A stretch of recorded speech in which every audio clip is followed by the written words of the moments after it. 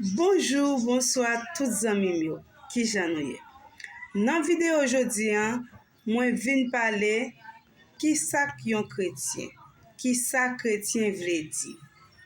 Moi te apprendre ça dans un séminaire 2005 dans Papay, Inch. Moi te apprendre côté que yo t'a parlé qui ça yon chrétien, qui ça qui yon païen. Chrétien c'est une parole qui finit avec trois bagailles. Qui veut dire amour, sagesse, bonté qui sorti dans Christ.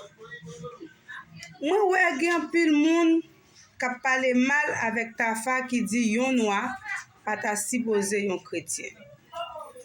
Li ka connaît pour qui ça qu'elle dit. Côté que nous c'est frère, nous c'est sœur, nous yon n'a tué l'autre. Nous gagnons Bible dans main nous pour moun qui dit yo c'est chrétien. Bible là écrit 40 moun écrit Bible là. Environ 160 années. Moun sa yo pas de jam rencontrer avec l'autre.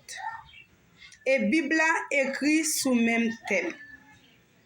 Gagnons pile moun qui dit yo c'est chrétien mais yo pas jamais connaît qui ça chrétien vle di.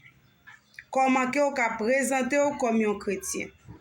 M'pa pral di moi c'est lumière, même ka di Jésus-Christ c'est lumière k'ap éclairer sur moi.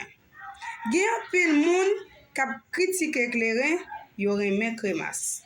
Mais attention, ou connaît c'est éclairer avec alcool qui fait crémasse.